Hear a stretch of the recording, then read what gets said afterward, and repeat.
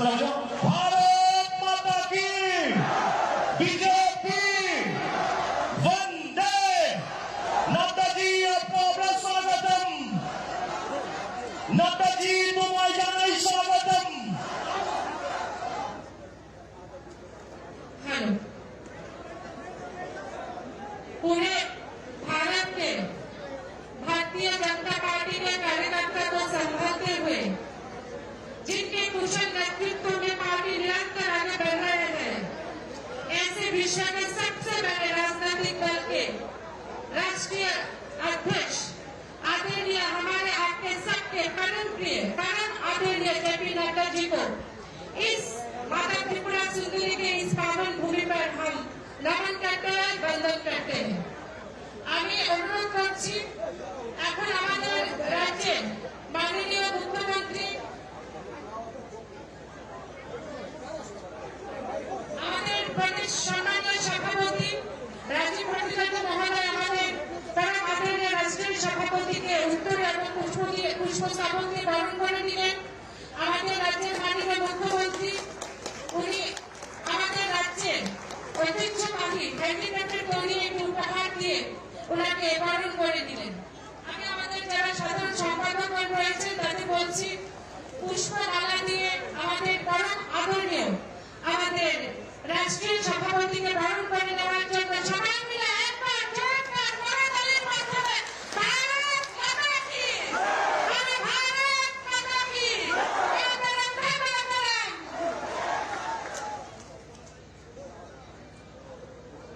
আমি এখন ভাষণ রাখার জন্য আমি অনুরোধ করব আমাদের প্রদেশ বিজেপির সম্মানীয় সভাপতি রাজীব ভট্টাচার্য মহোদয়কে আমাদের রাজ্যের মাননীয় মুখ্যমন্ত্রী তথা প্রফেসর ডক্টর মানিক শাহ মহোদয়জিকে আমরা উত্তরীয় বরণ করে নেওয়ার জন্য অনুরোধ করব আমাদের প্রদেশ বিজেপির সম্মানীয় সভাপতিকে আমি আলোচনা রাখার জন্য অনুরোধ করছি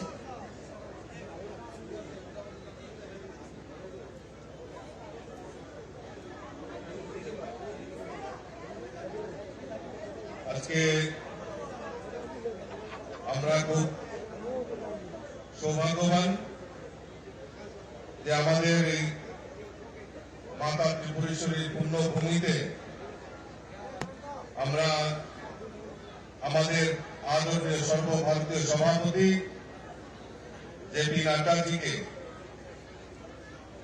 এখানে আমরা স্বাগত করতে পেরেছি আজকে এই জনসভায় উপস্থিত রয়েছেন আমাদের সর্বভারতীয় সভাপতি আদরণীয় জেপি নাড্ডাজি আমাদের মাননীয় মুখ্যমন্ত্রী প্রফেসর ডক্টর মানিক সাহাজি আমাদের মধ্যে উপস্থিত রয়েছেন প্রাক্তন মুখ্যমন্ত্রী বর্তমান রাজ্যসভার সাংসদ আদরণীয় বিপ্লব কুমার দেব মহোদয় আমাদের কেন্দ্রীয় সরকারের মাননীয় প্রতিমন্ত্রী সুশ্রী প্রতিমা ভৌমিক মহোদয়া উপস্থিত রয়েছেন সাংসদ রেবতী ত্রিপুরা মহোদয় উপস্থিত রয়েছেন মঞ্চে সম্বিত পাত্রাজি আমাদের উত্তর পূর্বাঞ্চলের কোঅর্ডিনেটর আমাদের মধ্যে উপস্থিত রয়েছেন আমাদের প্রদেশে ভারতীয় জনতা পার্টির প্রভারী ডক্টর মহেশ শর্মাজি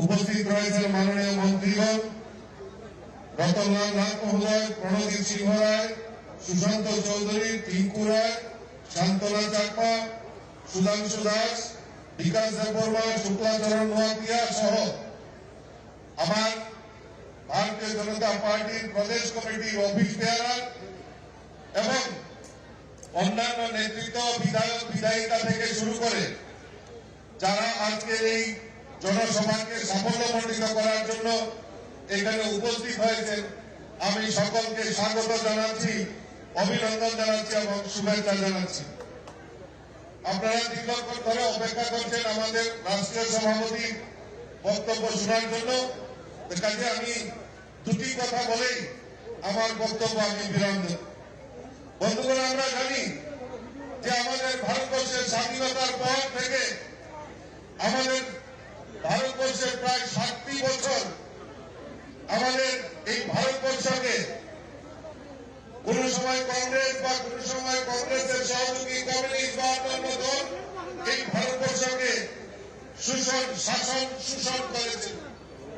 আর 2014 সালে আমাদের এই ভারতবর্ষের রাষ্ট্রনায়ক মোদীজির নেতৃত্বে যে মন্ত্রিসভা হয়, যশস্বী প্রধানমন্ত্রী নরেন্দ্র মোদীজির নেতৃত্বে যে মন্ত্রিসভা হয়, আর সেই আজকে 9 বছর পূর্ণের পর আমাদের ভারতবর্ষে প্রমাণিত হয়েছে আর শোষণ আর শাসন নয়, এখন সেবক এই ভারতবর্ষের দায়িত্ব নিয়ে কাজ করছে। তাই আজকে ভারতবর্ষের সকল অংশের মানুষের জন্য আমাদের দেশের যশস্বী প্রধানমন্ত্রী কাজ করছেন। বন্ধু, আমরা কোনদিনও ভাবতে পারিনি ভারতবর্ষের প্রধানমন্ত্রী মোদীজি আসার পর গরিবদের জিরো ব্যালেন্সে ব্যাংক অ্যাকাউন্ট করা, গরিবদের বাড়িতে প্রধানমন্ত্রী উজ্জ্বলা যোজনায় গ্যাসের কানেকশন, প্রত্যেক গরিবের বাড়িতে বিদ্যুতের কানেকশন, প্রত্যেক গরিবের বাড়িতে স্বচ্ছ ভারতের মিশনের মাধ্যমে শৌচালয় নির্মাণ, প্রত্যেক গরিবের বাড়িতে পাকা বাড়ি, প্রত্যেকের বাড়িতে পানীয় জলের ব্যবস্থা একমাত্র যশস্বী প্রধানমন্ত্রী নরেন্দ্র মোদীজি রয়েছেন বলেই, নরেন্দ্র মোদীজির মতো সেবক রয়েছেন বলেই আজকে গরিবদের ঘরে সেই সমস্ত সুযোগ সুবিধা পৌঁছে গেছে। আজকে আমরা সৌভাগ্যবান, আজকে দেশের কৃষকরা কিষাণ সম্মান নিধি, কৃষকদের উৎপাদিত সামগ্রী এমএসপি ধরে সরকারের ক্রয়, সেই ব্যবস্থা আমাদের ভারতবর্ষের প্রধানমন্ত্রী যশস্বী প্রধানমন্ত্রী নরেন্দ্র মোদীজি করেছে। তাই আমরা এই আমাদের দেশের যশস্বী প্রধানমন্ত্রী নরেন্দ্র মোদীজির 9 বছর কাজকে আমরা গত 1 মাস ব্যাপী আমরা বিভিন্ন কর্মসূচির মাধ্যমে আমরা ভারতীয় জনতা পার্টি রাষ্ট্রীয় সভাপতি সিদ্ধান্ত নিয়েছে যে সমস্ত জায়গায় মানুষের কাছে বার্তা পৌঁছে দেওয়ার জন্য আমরা বিভিন্ন কর্মসূচি রূপায়িত করছি। আর তারই অঙ্গ হিসেবে আমাদের রাষ্ট্রীয় সভাপতি আজকে আমাদের এই ত্রিপুরা রাজ্য সফরে আজকের এই শান্তি বাজারে উনি উপস্থিত হয়েছেন, তাই উনাকে স্বাগত জানাচ্ছি। আমি আমার আলোচনার দীর্ঘায়িত করছি না, সবাইকে একবার আমি অনুরোধ করব করতালির মাধ্যমে আমাদের রাষ্ট্রীয় সভাপতি আদরণীয় জেপি নাড্ডাজিকে একবার করতালির মাধ্যমে স্বাগত করার জন্য সকলকে আবারও আন্তরিক অভিনন্দন এবং শুভেচ্ছা জানিয়ে স্বাগত জানিয়ে আমার কথা বলা শেষ করছি। বন্দে মাতরম, ভারত মাতা কি জয়। একবার আমার সঙ্গে মুষ্টি বন্ধ করে আমাদের রাষ্ট্র সভাপতি এখানে উপস্থিত হয়েছে, একবার মুষ্টি বন্ধ করে আমার সঙ্গে বলেন ভারত মাতা কি, ভারত মাতা কি, ভারত মাতা কি। সবাইকে নমস্কার। ধন্যবাদ আমাদের প্রদেশ বিজেপির সম্মানীয় সভাপতি রাজীব ভট্টাচার্য মহোদয়কে। এখন আমি আলোচনা রাখার জন্য অনুরোধ করছি আমাদের মাননীয় রাজ্যসভার সাংসদ তথা প্রাক্তন মুখ্যমন্ত্রী বিপ্লব কুমার দেব মহোদয়কে।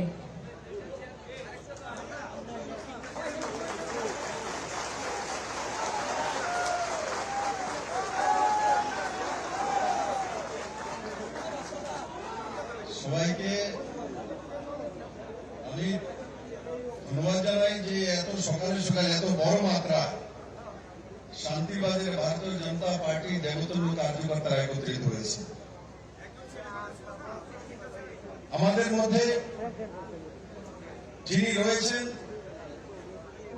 উনি আমাদের ভারতীয় জনতা পার্টির প্রাণ পুরুষ এবং ভারতীয় জনতা পার্টির রাষ্ট্রীয় সভাপতি, যশস্বী নেতৃত্ব, যার জন্ম দেবভূমি হিমাচলে, সেই ব্যক্তি আজ আমাদের মধ্যে রয়েছেন আদরণীয় জেপি নাড্ডাজি।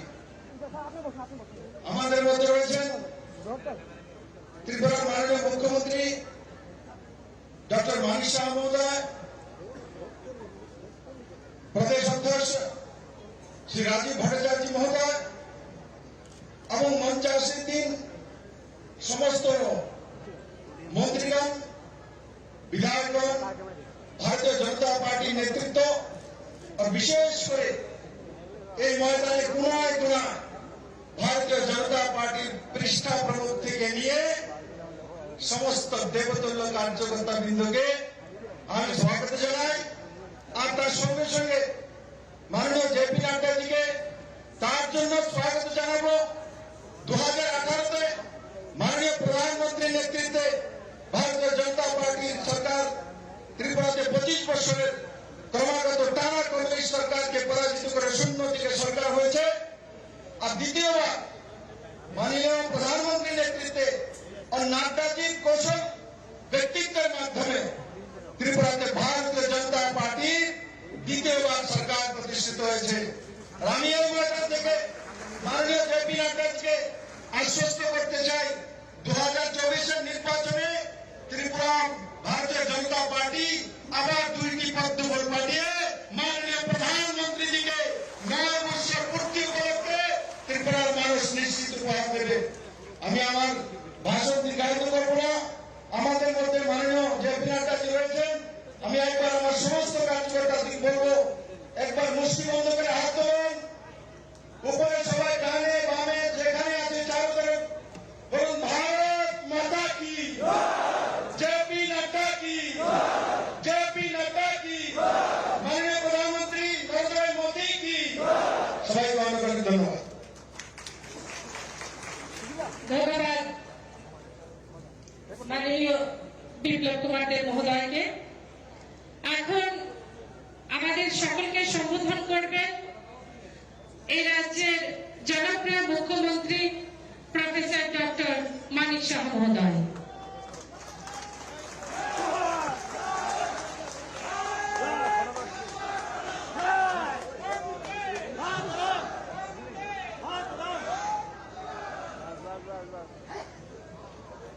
সবাইকে নমস্কার।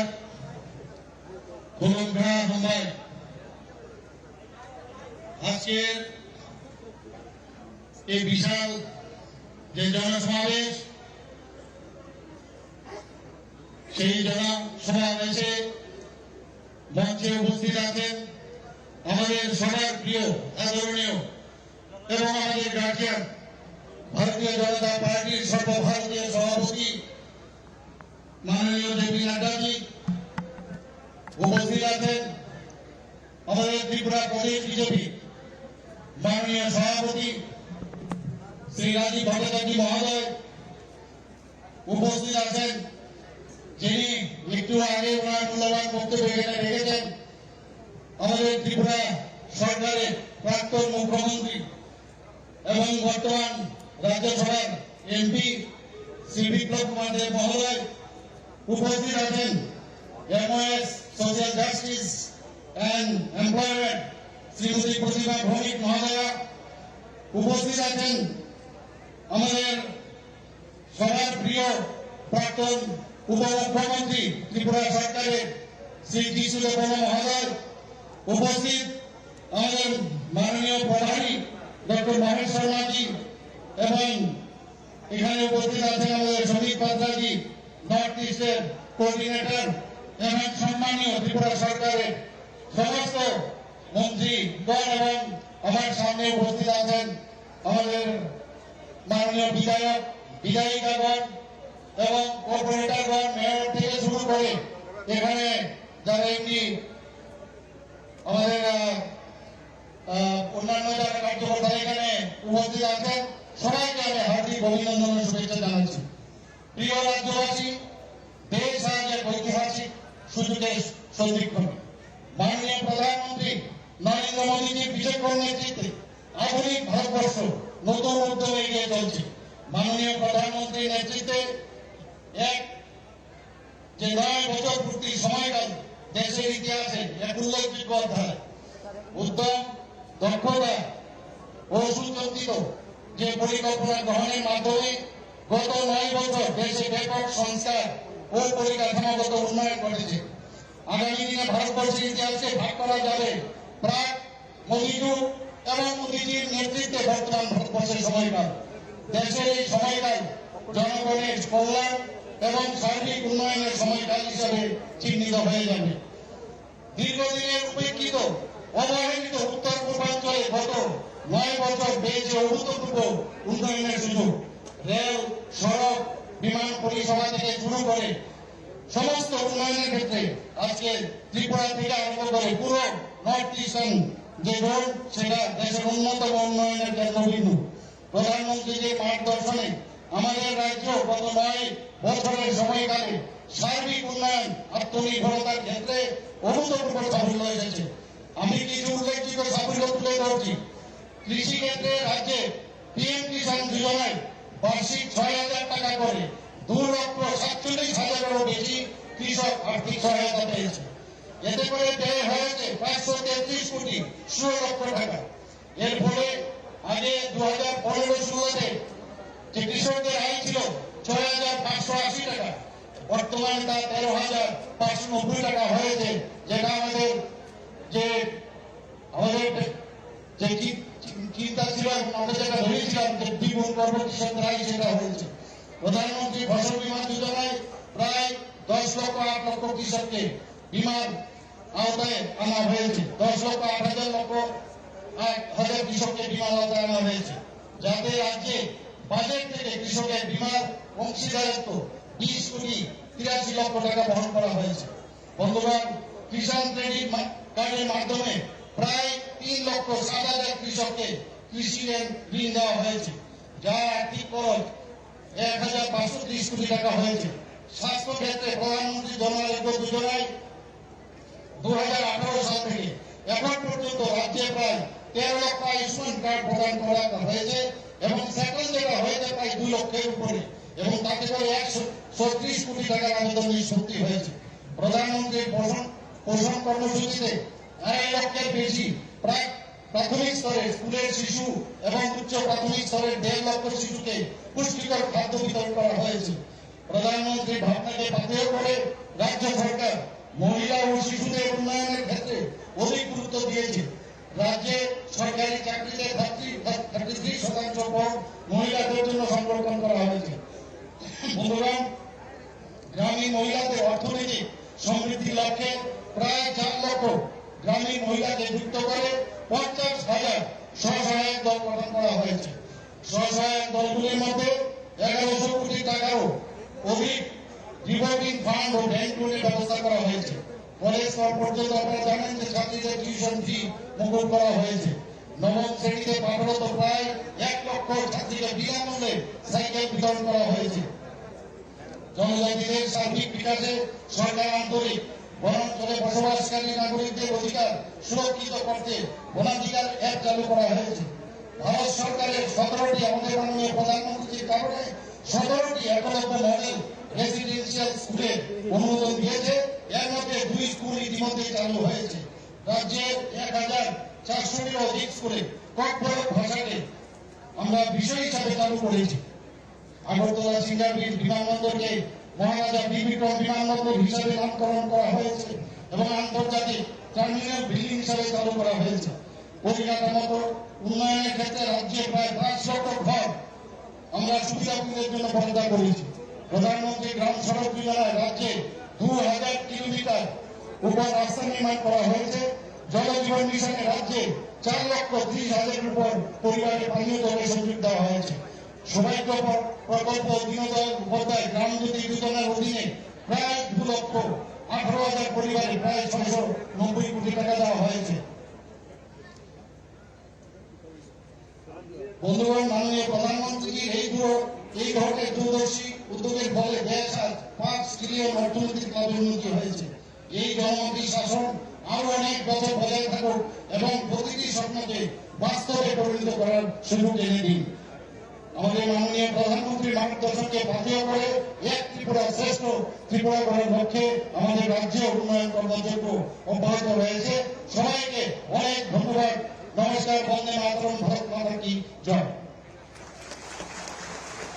ধন্যবাদ আমাদের রাজ্যের মাননীয় मुख्यमंत्री 2014 से 2024 एक स्वर्णिम काल जो लिखी जा रही है अपने प्रधानमंत्री के हाथों द्वारा, उस काल की गाथा को बयां करने के लिए अभी मैं विनम्रता से निवेदन करती हूँ अपने भारतीय जनता पार्टी के राष्ट्रीय अध्यक्ष आदरणीय जेपी नड्डा जी का। भारत माता की, भारत माता की।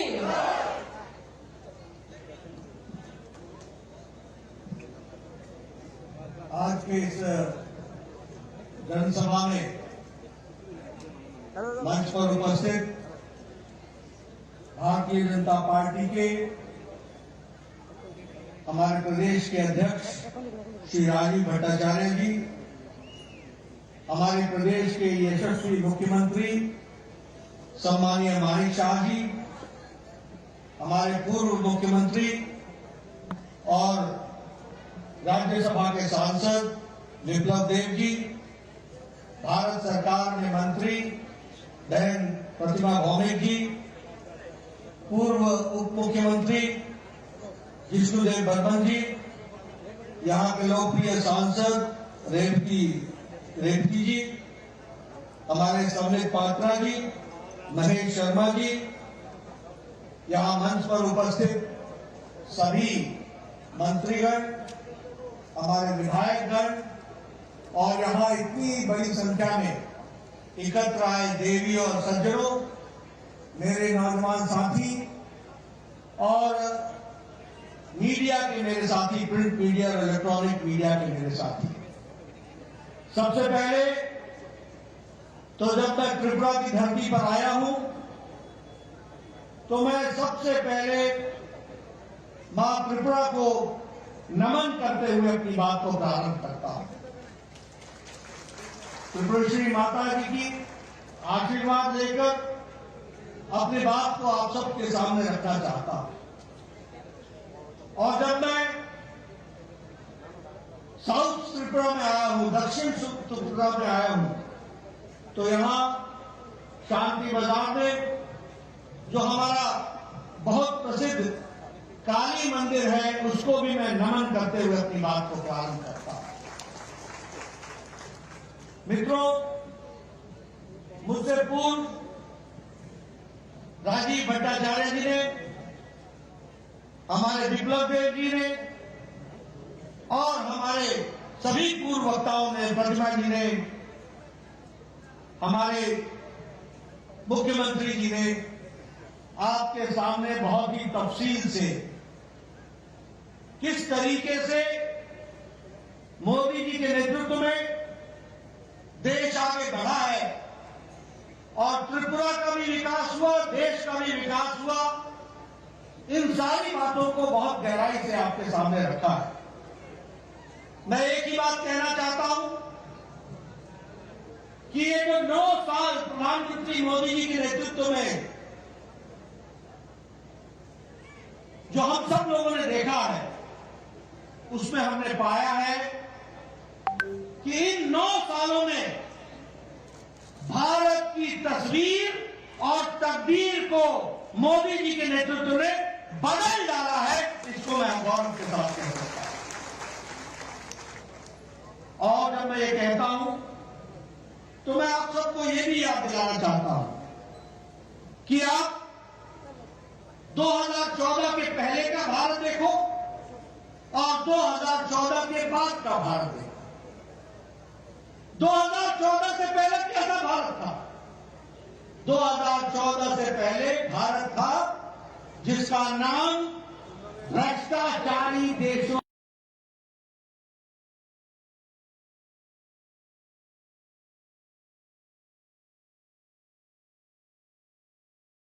में सम्मिलित था।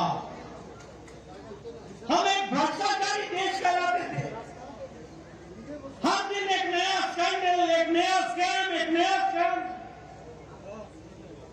पनडुब्बी खरीदो तो घोटाला, हेलीकॉप्टर खरीदो तो घोटाला, गन खरीदो तो घोटाला, एरोप्लेन खरीदो तो घोटाला। ये आकाश में जो किरणों के माध्यम से ये 4G, 5G, 3G चलता है, इसमें भी घोटाला। खनिज में घोटाला, लोहे में घोटाला, कोयले में घोटाला। यानी यूपीए की सरकार ने 2014 में न जमीन छोड़ा, न आकाश छोड़ा, न पाताल छोड़ा, तीनों जगह भ्रष्टाचार ही किया। ये यूपीए की सरकार हमको देखने को मिली। ऊपर से निर्णय न लेना ही निर्णय है। Policy paralysis. उस समय का रक्षा मंत्री कहता था कि बॉर्डर पर सड़क न बनाना यही हमारा डिफेंस है, यही हमारी रक्षा है कि न सड़क होगी और न ही दुश्मन आ पाएगा। ये भूल जाते थे कि चाइना ने हमारे बॉर्डर तक सड़क बना ली है, उसको मिनट लगेगा घुसने में। लेकिन आज मोदी जी ने 13,125 किलोमीटर की सड़क बनाकर सारे बॉर्डर को सुरक्षित कर दिया है। ये भी हमको ध्यान रखना है।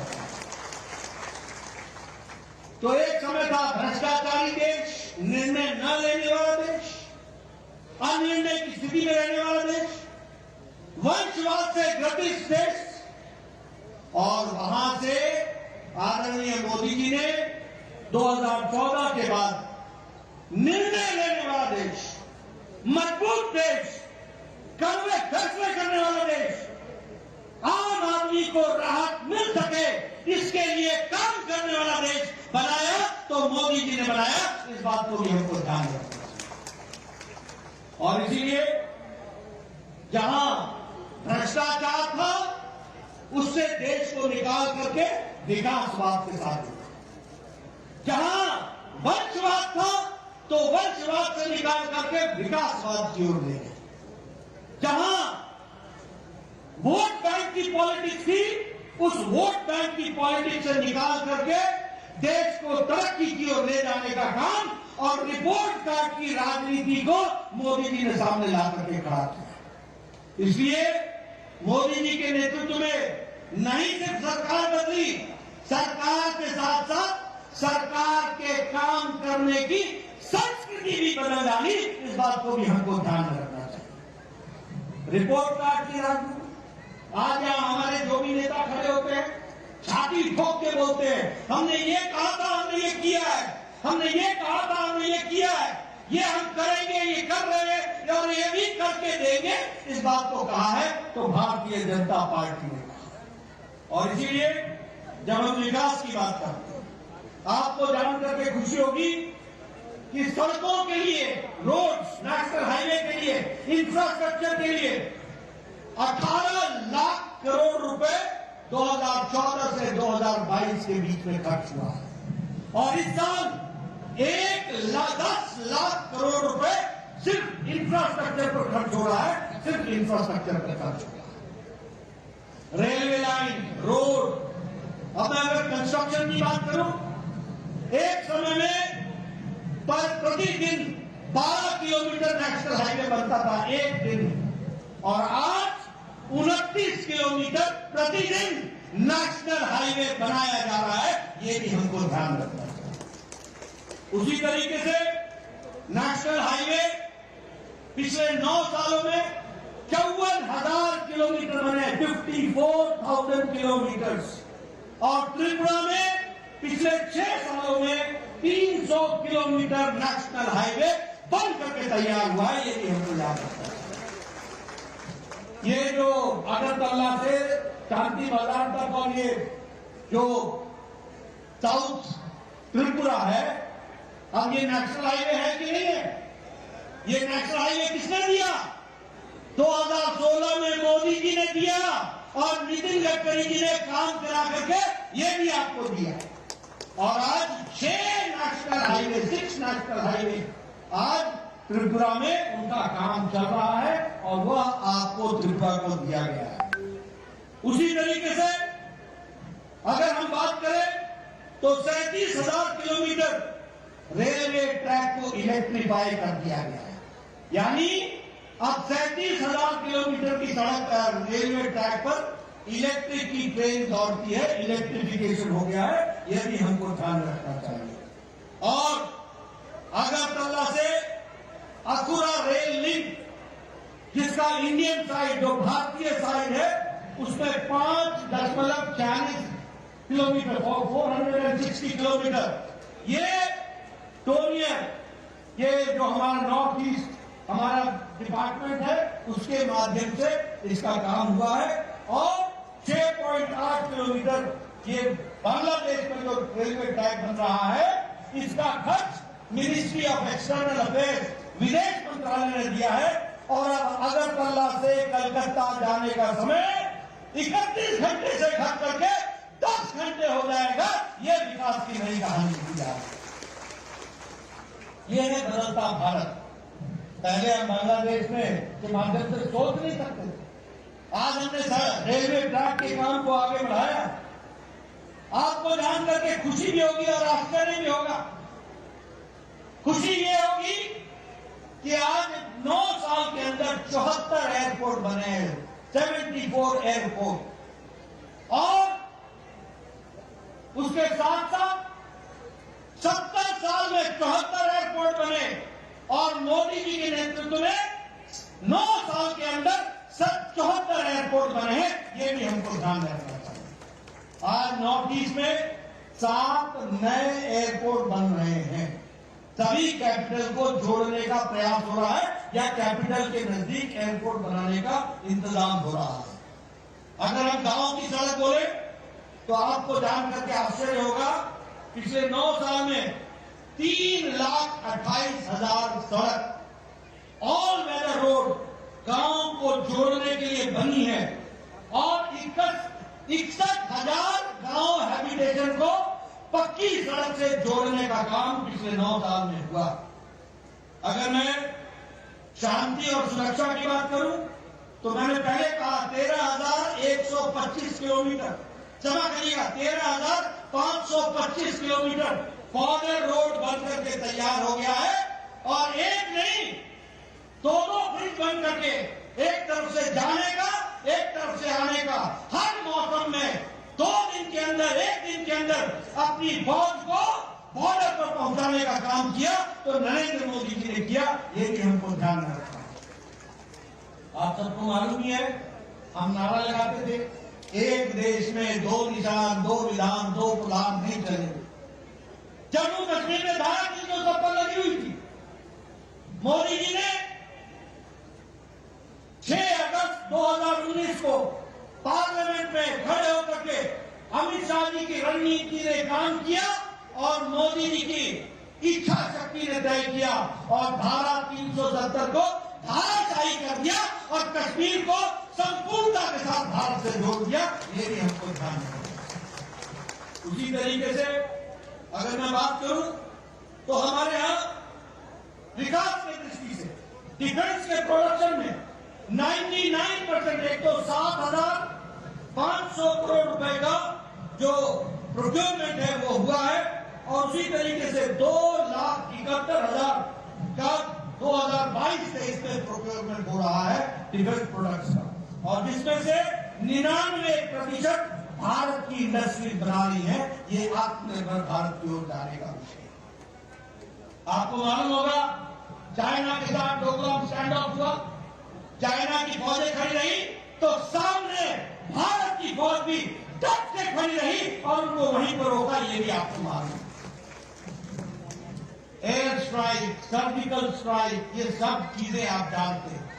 कभी किसी भारत के प्रधानमंत्री ने कहा था कि तुमने बहुत बड़ी गलती कर दी है, तुमको इसका खमियाजा भुगतना पड़ेगा, घर में घुस करके मारेंगे। और ये था सर्जिकल स्ट्राइक जो आपने देखा, ये था एयर स्ट्राइक, ये भी आपने देखा। टेररिज्म का इसको कहते हैं कि नो टॉलरेंस, 0 टॉलरेंस।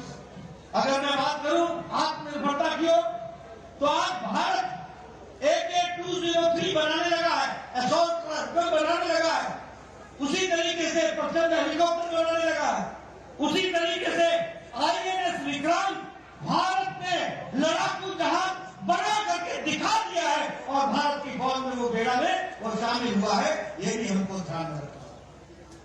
अगर मैं सुशासन की बात करूं, क्योंकि हम जब 9 साल मना रहे हैं तो सेवा, सुशासन और गरीब कल्याण, ये जो सुशासन की हम बात करते हैं, एक समय में भारत का प्रधानमंत्री स्वर्गीय राजीव गांधी बोलते थे कि मैं दिल्ली से 1 रुपए भेजता हूं तो 85 पैसे पता नहीं किनके हाथों में लग जाते हैं और सिर्फ 15 पैसे ही पहुंचते हैं, सिर्फ 15 पैसे।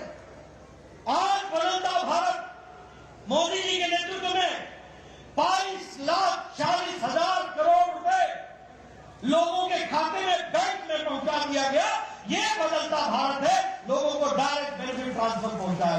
कितना 22,40,000 लाख करोड़, जिसमें से 2,20,000 करोड़ रुपए, लाख करोड़ रुपए ये जो पिलफरेज हो जाता था, ये जो बीच में बिचौलिए खा लेते थे, इसको भी रोकने का काम किया है। कितना? 2,20,000 लाख करोड़, इतना मोदी जी ने बचाया है डायरेक्ट बेनिफिट ट्रांसफर से। ये है सुशासन। आज common service centre 5,47,000 common service centre बने और 2.5 लाख गांव में हमारा नौजवान कॉमन सर्विस सेंटर खोल के खड़ा है। और आज किसी भी गांव में कॉमन सर्विस सेंटर में जाकर के भारत सरकार और त्रिपुरा सरकार की तमाम योजनाओं का उपयोग आप कर सकते हैं और उससे आप डिजिटलाइजेशन के माध्यम से आप उसका उपयोग कर सकते हैं। बदलता भारत कैसा है? बदलता भारत ऐसा है जिसमें हम 10वें नंबर की आर्थिक व्यवस्था थे, 10वें नंबर की। और मोदी जी के नेतृत्व में जिस ब्रिटेन ने, जिस इंग्लैंड ने हमको 200 साल राज किया, उसको पछाड़ करके आज भारत 5वीं सबसे बड़ी अर्थव्यवस्था बन गई। स्टील के मैन्युफैक्चर में, इस्पात के मैन्युफैक्चर में हम 4थे नंबर पर खड़े थे, आज हम 2रे नंबर पर खड़े हैं। अगर हम बात करें टॉय इंडस्ट्री में, आपको याद होगा मन की बात में मोदी जी ने कहा था कि विदेशी खिलौने मत खरीदो, भारत के खिलौनों पर विश्वास रखो। आपको जान करके खुशी होगी कि खिलौनों का खपत नहीं, खिलौनों का एक्सपोर्ट यानी दूसरे देशों को बेचने का काम भारत में तिगुना बढ़ गया है, 3 टाइम्स बढ़ गया है। और अब भारत खिलौने ले नहीं रहा है, खिलौने बाहर के देशों को बेच रहा है। यह परिस्थिति आगे की कमी। उसी तरीके से जापान जो गाड़ियों के लिए जाना जाता था, कार के लिए, उसको पिछाड़ करके अब Bharat 3rd largest market automobile की बन गई है, 3री लार्जेस्ट मार्केट ऑटोमोबाइल की बन गई। और उसी तरीके से फॉरेन डायरेक्ट इन्वेस्टमेंट हमारे यहां $84.8 बिलियन फॉरेन का इन्वेस्टमेंट भारत में बढ़ा है। यह भी हमको समझने की जरूरत है। 50% हमारा इलेक्ट्रॉनिक गुड्स में एक्सपोर्ट बढ़ा है। और इसी तरीके से हमारे विकास के नए नए आयाम बने हैं। आपको जान करके खुशी होगी, आपने कभी सोचा था? मुझे कोई एग्जैक्ट नंबर नहीं मालूम, याद नहीं है, शायद मुझे सम्मित जी बता दे, लेकिन शायद 470 एयरबस हमने ऑर्डर किया है। 470 एयरबस भारत में ऑर्डर किया है, 470। कभी आपने सोचा है हवाई चप्पल वाला हवाई जहाज में घूमेगा? ये कल्पना मोदी जी ने करके दिखाई है। आखिर ये 470 एयरबस क्यों खरीदे जा रहे हैं? इसलिए कि भारत के लोगों में ये ताकत पैदा हो रही है कि वो हवाई जहाज का सफर कर सके और उसके लिए 470 कर सके। और ये जब 470 बसें खरीदी जा रही है तो जो बाइडेन कहते हैं क्या एक लैंडमार्क ऑर्डर अमेरिका को मिला है। इससे हमारे 44 स्टेट्स के लोगों में एम्प्लॉयमेंट बढ़ेगी। ये जो बाइडेन कहते हैं अमेरिका के राष्ट्रपति। उसी तरीके से रोल्स रॉयस के जो इंजिन हैं वो एयरबस खरीदेगा और इसके लिए यूके के प्रधानमंत्री ये कहते हैं कि समय 2050 तक भारत दुनिया की 3री सबसे बड़ी अर्थव्यवस्था बन जाएगी। ये ऋषि सुनक बोलते हैं। और उसी तरीके से हमारे विकास के दृष्टि से इकोनॉमिक पावर के रूप में उनको प्रोजेक्ट किया जाता है, वो भी हमको देखने को मिलता है। मित्रों, मैं यहां आप लोगों को क्लियर कर देना चाहता हूं और मैं चाहता हूं मेरे आंकड़े मीडिया वाले नोट कर लें और सही मायने में भारत की तस्वीर लोगों के सामने रखें। ये जो कांग्रेसी भाई है ना और ये सीपीएम के ये अनपढ़ लोग, क्षमा करिएगा मैं सब बोल रहा हूं अनपढ़, इनको पढ़ाई लिखाई से कोई वास्ता नहीं है। जहां खड़े होते गरीबी, बेरोजगारी, अरे रोजगार के बारे में तुमने बता दिया। आज 5th लार्जेस्ट इकोनॉमी बन गई है। अगर रोजगार नहीं होता तो ये इकोनॉमी कैसे बनती? अगर हम सबसे बड़ी इकोनॉमी बनने की तरफ बढ़ रहे हैं तो रोजगार के साधन देने का काम भी भारत कर रहा है, ये हमको समझना चाहिए। लेकिन इन अनपढ़ लोगों को मैं बताना चाहता हूं, दुनिया में कोरोना आया, देश में दुनिया में सब जगह मंदी हुई, दुनिया में रूस का और यूक्रेन का झगड़ा हुआ और ये सप्लाई चेन सबका टूटा, सभी को आर्थिक समस्या आई। लेकिन इस आर्थिक समस्या में मैं आपको बताना चाहता हूं, भारत दुनिया का फास्टेस्ट ग्रोइंग इकोनॉमी है। ये सबसे तेज गति से आर्थिक व्यवस्था को बढ़ाने वाला जीडीपी का देश है, ये भी समझो। और मैं कहने के लिए नहीं कह रहा हूं, नोट कर ले मेरे मित्र पत्रकार भाई, इंडिया की जीडीपी है 8.7% के हिसाब से ग्रो कर रही है, 8.7%। मॉर्गन स्टैनली ये बैंक अपनी रिपोर्ट में कहता है कि भारत की अर्थव्यवस्था सबसे मजबूत है दुनिया में, ये मॉर्गन स्टैनली बोलता है सबसे मजबूत है। और ऑस्ट्रेलिया की विकास दर क्या है, जीडीपी क्या है, 2.2, India 8.7, Australia 2.2%, Germany 2.6%, south Korea 4.1%, Canada 4.5%, Brazil 4.6%, south Africa 4.9%, USA United states of America 5.9%, France 6.8%, United kingdom 7.5% और इंडिया 8.7% पे खड़ा है, ये हमको जानना है। अब मैं अगर महंगाई की बात करूं, इन्फ्लेशन की बात करूं, ये अनपढ़ कांग्रेसी भाइयों को समझा देना, ये महंगाई बोलते हैं ना, इनकी महंगाई हमने देखी है। आप बड़े महंगे हो गए हो, आपको नहीं पता चलता कि सच्चाई क्या है। मैं आपको बताना चाहता हूं, इन्फ्लेशन इंडिया 4.2% पर खड़ा है, यूनाइटेड स्टेट्स 4.9% पे खड़ा है, फ्रांस 5.1% पर खड़ा है, यूरो एरिया 6.1% पर खड़ा है, ऑस्ट्रेलिया 7% पर खड़ा है, इटली 7.69% पर खड़ा है, यूनाइटेड किंगडम 8.7% पर खड़ा है। और खाद्य सामग्री का इन्फ्लेशन, महंगाई, खाने के सामान की महंगाई, वो भी जोड़ लो, इंडिया 2.9% पर खड़ा है, 2.91%। यूएस यूनाइटेड स्टेट्स अमेरिका 6.7% पे खड़ा है, फ्रांस 14.7% पे खड़ा है, यानी फ्रांस में महंगाई 14.7% से बढ़ रही है, जर्मनी 14.5% से खड़ा है, यूरोपियन यूनियन 16.4% से खड़ा है, स्वीडन 16.8% से खड़ा है, यूके यूनाइटेड किंगडम इंग्लैंड 18% पर खड़ा है, पाकिस्तान 48.65% पर खड़ा है और भारत 2.91% पर खड़ा है। ये है बदलता भारत। मैं चाहूंगा इन आंकड़ों को, मेरे पत्रकार बंधु, जरा दुनिया की तस्वीर दिखाओ, क्या पाकिस्तान, क्या श्रीलंका और क्या भारत और क्या अमेरिका, क्या फ्रांस, क्या इटली, क्या जर्मनी, क्या स्विट्जरलैंड, भारत कहां पर खड़ा है? आज भारत आर्थिक जगत में, दुनिया की नजर में ये ब्राइट स्पॉट है, तो वो भारत है, भारत है, भारत। मैं आपको बताना चाहता हूं, अभी कल परसों तूफान हटा, आपने दुनिया में भी तूफानों की तस्वीरें देखी होंगी। आपने देखा होगा चीन में किस तरीके से शहरों में पानी आया है, आपने देखा होगा अमेरिका में किस तरीके से जंगल जल रहे, आपने टीवी पर देखा होगा किस तरीके से तूफान मकानों को चिथड़े उड़ा रहा है।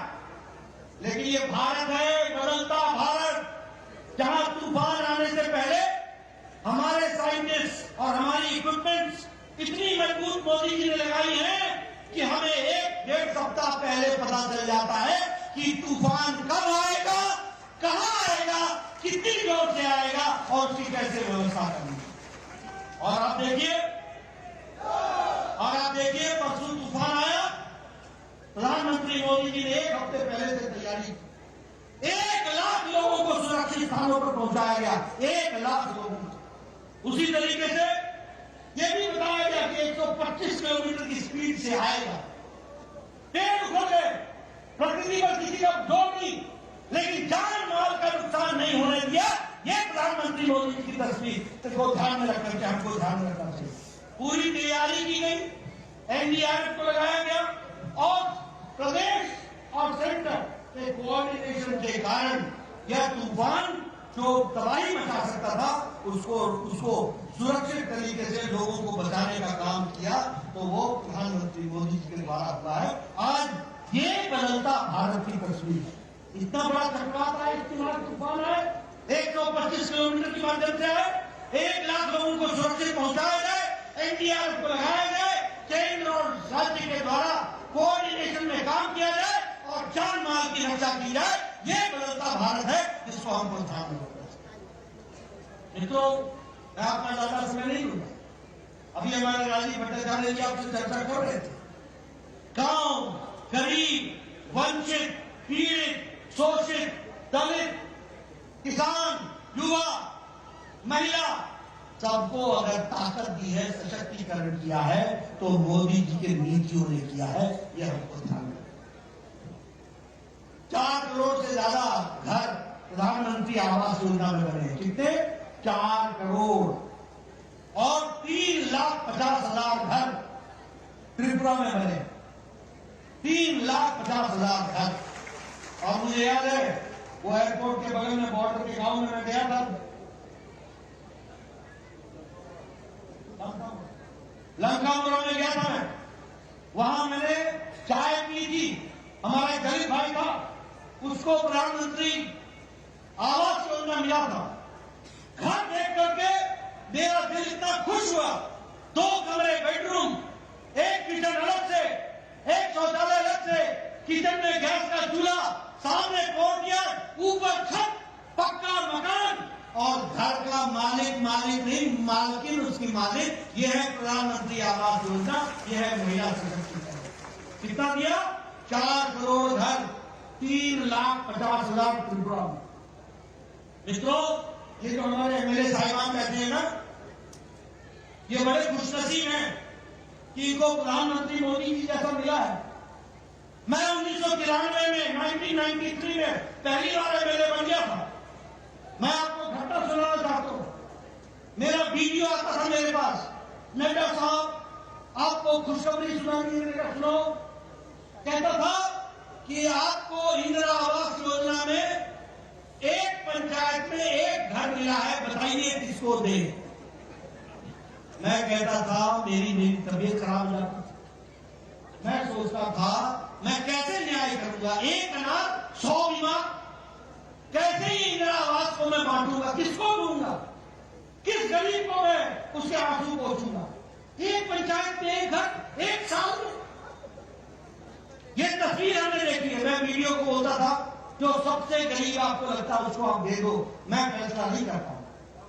ये दिन मैंने देखे हैं। और आज ये खुशनसीब लोग हैं जो 4 करोड़ प्रधानमंत्री आवास योजना में एक पंचायत में 20-20 घर देने के हकदार बनते हैं और गरीबों का भला करते हैं। ये हमको सफलता समझना।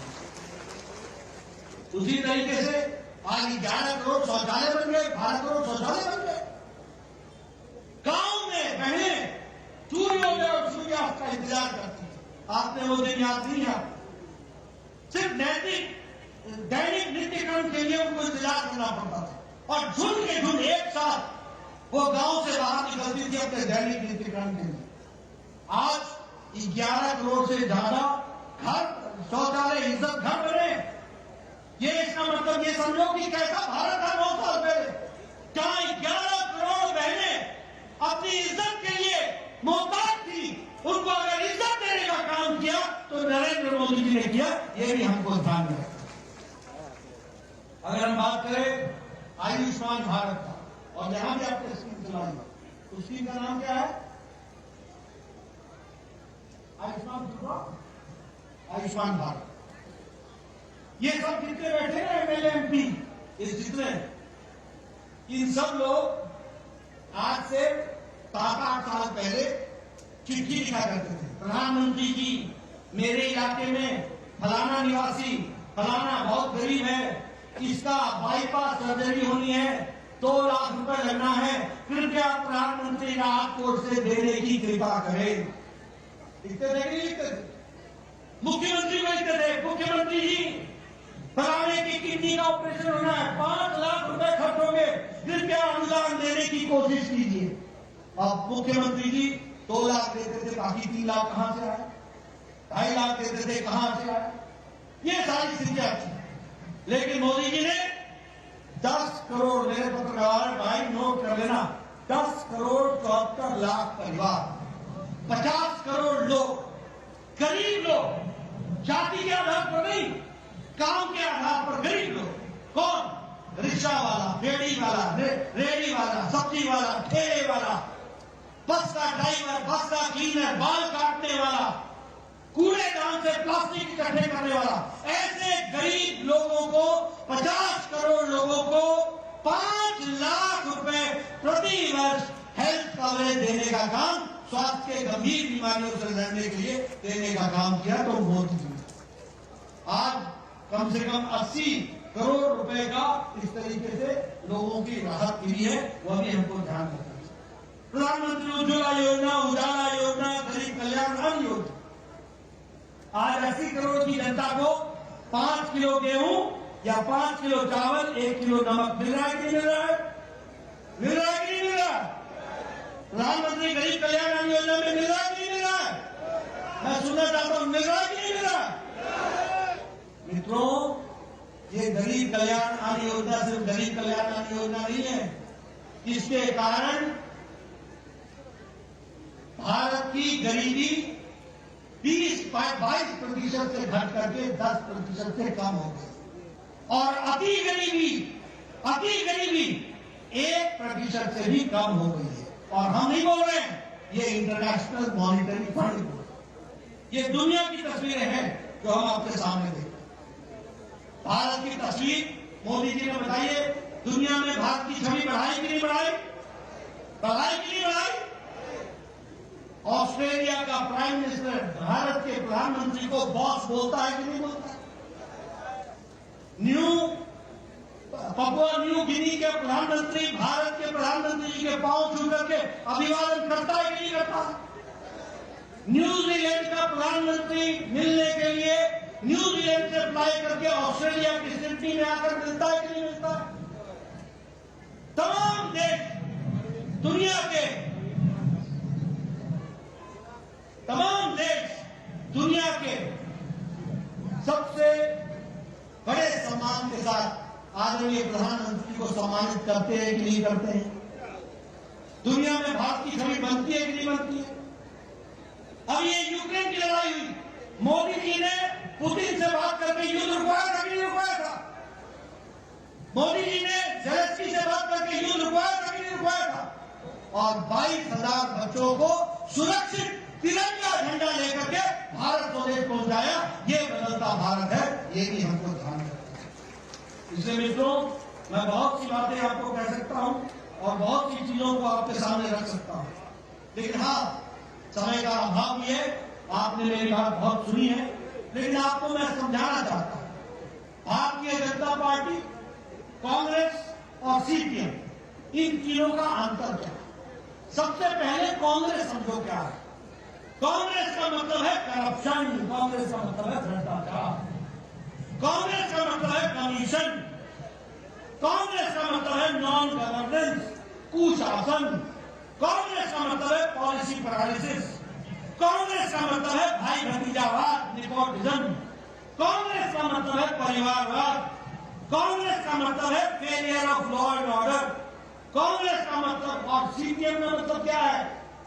सीपीएम का मतलब है टारगेटेड किलिंग, सीपीएम का मतलब है लूट ऑफ गवर्नमेंट फंड, सीपीएम का मतलब है लॉलेसनेस, सीपीएम का मतलब है कोलैप्स ऑफ एडमिनिस्ट्रेशन, सीपीएम का मतलब है लूट ऑफ राशन, सीपीएम का मतलब है physical liquidation of your political opponent, political rivals.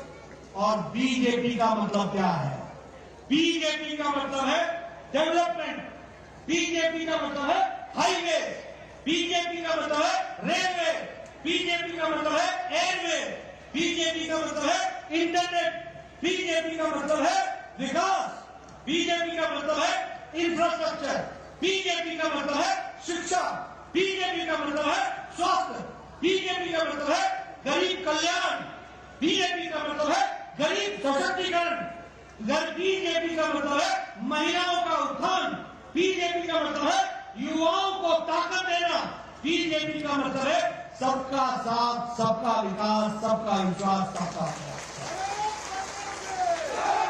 इसलिए मित्रों, आप साफ साफ तस्वीर समझ लो, कांग्रेस किन बातों के लिए खड़ी होती है, सीपीएम ने आपको किस तरीके का राज दिया, और आज पहले विप्लव देव और अंबानी साहब के नेतृत्व में त्रिपुरा को मोदी जी के आशीर्वाद से किस तेजी से हम आगे बढ़ा रहे हैं, इसको भी आपको ध्यान में रखना है। आपका ज्यादा समय न लेता हुआ आपको 9 साल की मैं बधाई भी देता हूं, और ये ध्यान में रखिए कि हमको देश को मजबूती लाने के लिए स्टेबिलिटी लानी होगी, मोदी जी को ताकत देना होगा, भारतीय जनता पार्टी को मजबूती देनी होगी, कमल को खिलाना पड़ेगा, और कमल को खिला करके त्रिपुरा को आगे बढ़ाएंगे, देश का योगदान बढ़ाएंगे, देश को आगे बढ़ाएंगे। इन्हीं शब्दों के साथ बहुत बहुत धन्यवाद। जय भारत, जय त्रिपुरा।